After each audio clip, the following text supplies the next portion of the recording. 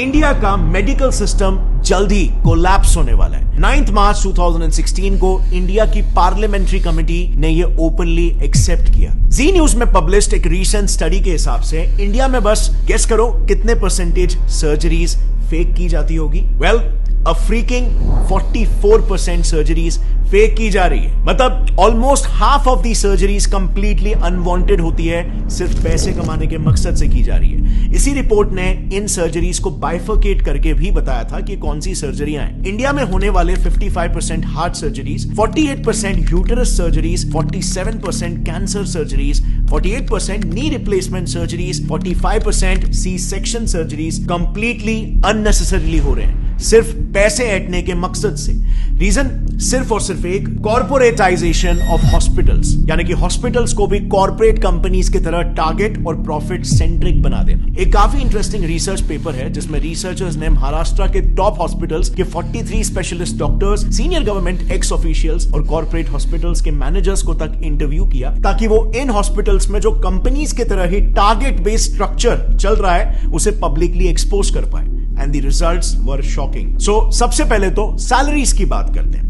Research में participate किए respondents का यह कहना था कि हॉस्पिटल्स में काम कर रहे डॉक्टर्स की सैलरीज में बहुत ह्यूज डिफरेंस होता है। इतना ज्यादा कि न्यूबी डॉक्टर्स को 1 लाख पर मंथ की सैलरी मिलती है, लेकिन सीनियर डॉक्टर्स को 1 करोड़ पर मंथ तक भी ये सैलरी पहुंच जाती है। अब सवाल यहां पर यह आता है कि इतना बड़ा डिफरेंस क्यों? क्योंकि डिफरेंस इनके टारगेट्स में भी होता है। एक सीनियर ऑप्थेल्मोलॉजिस्ट का यह कहना है कि उन्हें एवरी मंथ 1000 पेशेंट्स को कैसे भी करके हाई एंड ट्रीटमेंट्स में कन्वर्ट करना पड़ता है। इसी पर एक और गायनेक रिस्पोंडेंट का कहना यह था कि मंथ एंड में टारगेट्स का प्रेशर काफी बढ़ जाता है, जिसके लिए उन्हें कैसे भी करके आउट पेशेंट्स यानी कि ओपीडी पेशेंट्स को भी बिना मतलब के हॉस्पिटलाइज करना ही पड़ता है, और नतीजा ज्यादा से ज्यादा सर्जरीज रेकमेंड करके टारगेट्स मीट किए जाते हैं, क्योंकि टारगेट ही यहां पर 1000 पेशेंट है।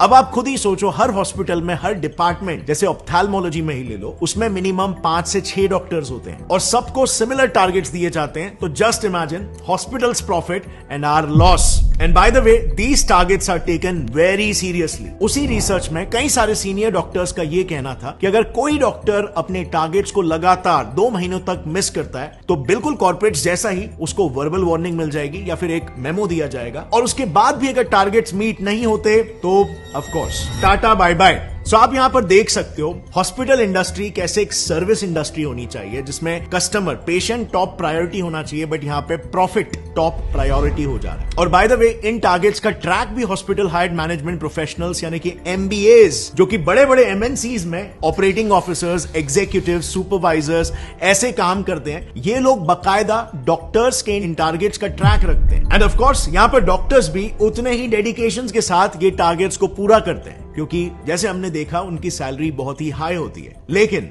उनका ये high paying job mostly contractual basis पर होता है, एंड सो उस कॉन्ट्रैक्ट को रिन्यू कराने के लिए और उनका न्यू पे स्केल डिसाइड करने के लिए उनके पिछले साल के टारगेट्स को देखा जाता है, जो अनफॉर्चुनेटली इन डॉक्टर्स को फोर्स कर देता है इलीगल स्कैम्स तक करने के लिए। नाउ, मेडिकल फील्ड के इलीगल प्रैक्टिसेस को थरली समझने के लिए हमने ये सारा इंफॉर्मेशन 2 काफी प्रोमिनेंट डॉक्टर से लिया है। पहला है Padma Bhushan and Padma Vibhushan awardee doctor B M Hegde, जो उन्होंने एक आर्टिकल लिखा था, उस आर्टिकल का रेफरेंस है। और दूसरा रेफरेंस हमने लिया है एक बुक से called dissenting diagnosis by doctor Arun Gadre and doctor Abhay Shukla. लेकिन काफी ढूंढने के बावजूद भी हमें यह बुक ऐसे पब्लिकली अवेलेबल नहीं मिली, लेकिन हमें बिजनेस इनसाइडर का एक आर्टिकल मिल गया जिसमें उस बुक के कुछ मेन एक्सर्प्ट्स अवेलेबल है। Starting with the first scam, जो इतना घिनौना है कि इंसानियत भी काइंड ऑफ शर्मा जाए। Keeping dead patients alive.